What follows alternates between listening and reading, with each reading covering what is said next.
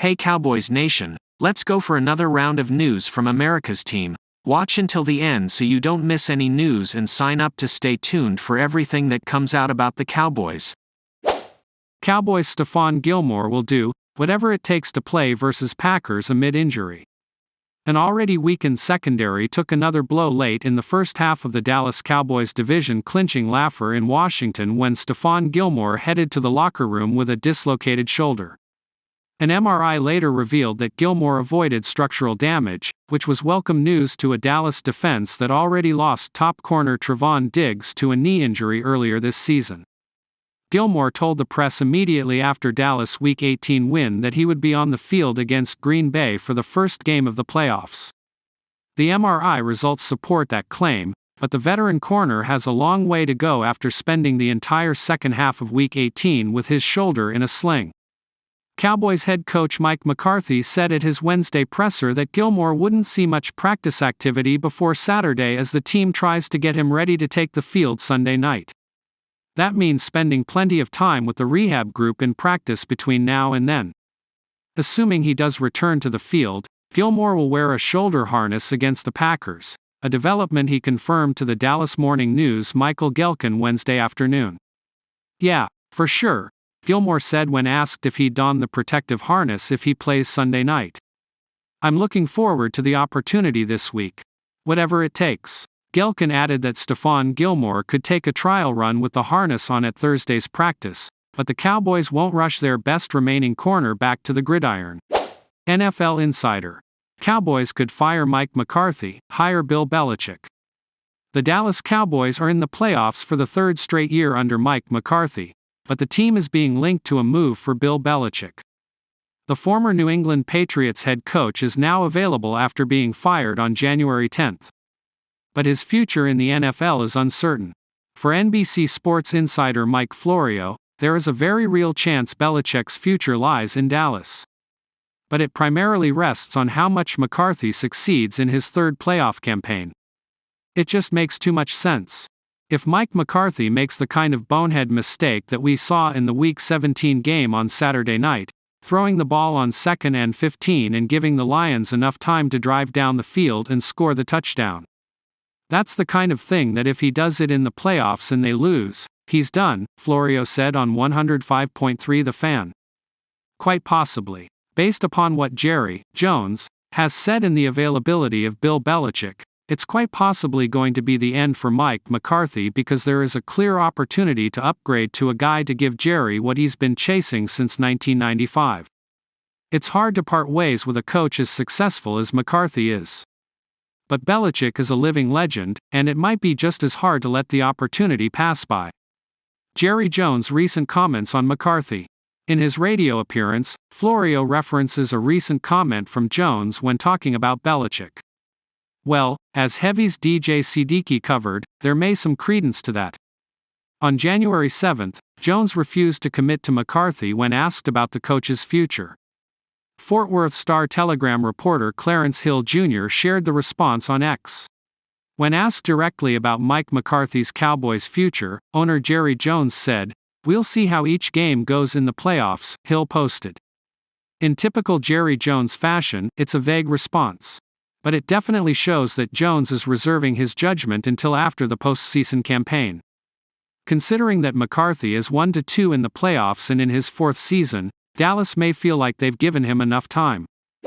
CeeDee Lamb joins NFL's receiving elite in career year. He says it's just a start.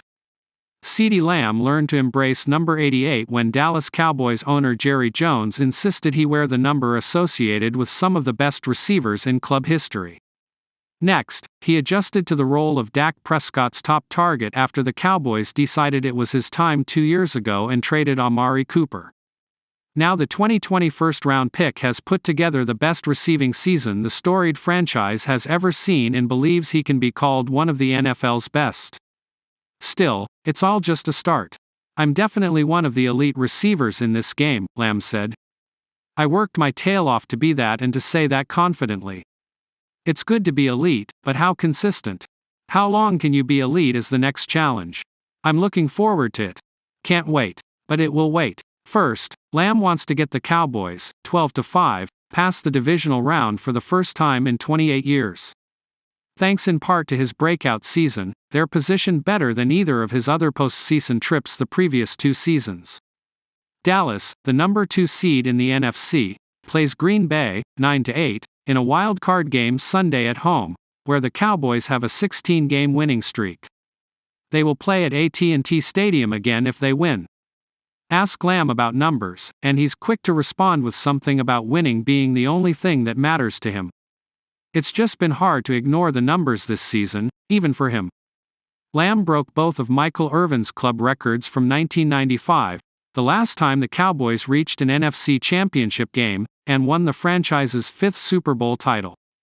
The former Oklahoma standout's 135 catches were 16 more than anybody else in the NFL, and his 1,749 yards were second to 4-time All-Pro Tyreek Hill. Lamb might be on the verge of his first All-Pro nod. It was a big moment for me, of course, Lamb said about talking to Irvin, one of the previous 88s and a 3-time Super Bowl winner. Now it's time to go chase the ring, was basically the end message. I'm with that. That's always been my end goal and still is. The Cowboys were shocked when Lamb fell to them at number 17 in a draft loaded at his position.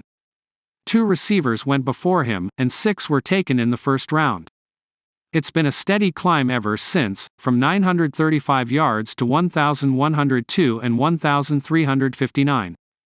And from 5 touchdowns to 6, 9, and then 12 this season, 13 with a rushing TD included. Lamb scored at least 1 touchdown in each of the last 9 regular season games. Dez Bryant, another of the 88s, and Pro Football Hall of Famer Terrell Owens shared the previous record at 7 straight games. It's just a constant ascension, offensive coordinator Brian Schottenheimer said. What I think makes it so amazing is the opponents are trying to take him away. I mean, let's be honest. They're doing things to try to take him away. And he's still able to go out there and do that. Schottenheimer says Lamb's football instincts are a big reason. He was already talking about that before what he saw as one of the best examples on Lamb's 92-yard touchdown against Detroit, the night he passed Irvin and finished with 13 catches for 227 yards. Prescott had to escape pressure around the goal line, and Lamb broke the same direction as Prescott's scramble as his quarterback threw deep. The defender fell down, Lamb caught the ball near midfield and strolled into the end zone. That doesn't just happen, Schottenheimer said.